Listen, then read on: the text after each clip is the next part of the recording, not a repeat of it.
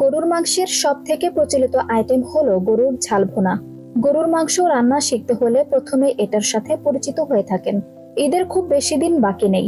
গরুর মাংসের প্রাচুর্যে ঘর ফ্রিজ ভরা থাকে। এটি খেতে খুবই সুস্বাদু ও গরুর মাংসের স্বাদ সবচেয়ে ভালো পাওয়া যায় এমন সিম্পল রান্নাতেই।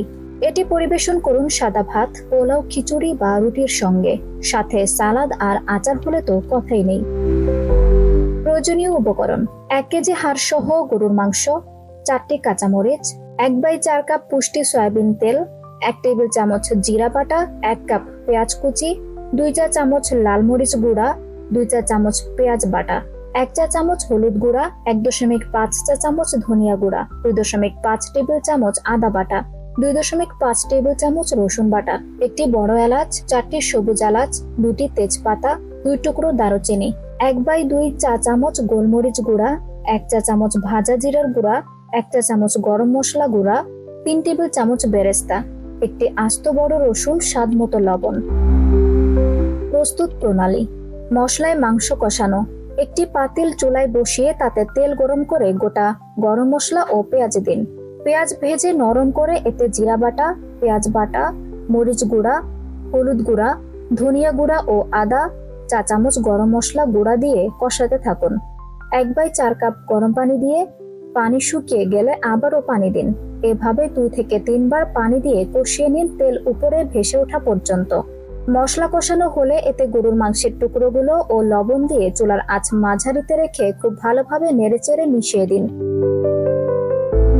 মাংস হালকা ফুটে উঠলে চুলার আঁচ কমিয়ে ঢেকে দিন। 10 মিনিট পর ঢাকনা তুলে দেখবেন মাংস থেকে প্রচুর পানি বের হয়েছে।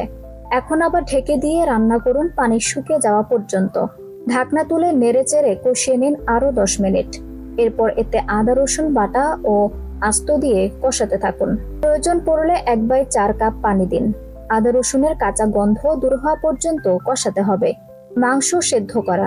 মশলার গন্ধ চলে গিয়ে মাংসের সুগন্ধ বের হলে এতে 1.5 কাপ গরম পানি দিয়ে দিন।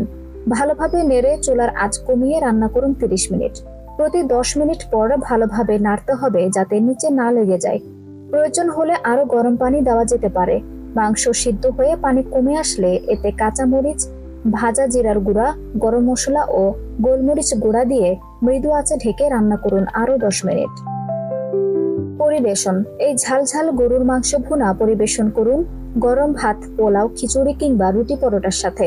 গরু মাংসের ভুনা যত জাল করা হয় এর স্বাদ তত বৃদ্ধি পায়। চাইলে আগের দিন এভাবে রান্না করে পরের দিন আবারও জাল করে পরিবেশন করতে পারেন। আঞ্জুম হক আরবি, টাইম নিউজ ডেস্ক।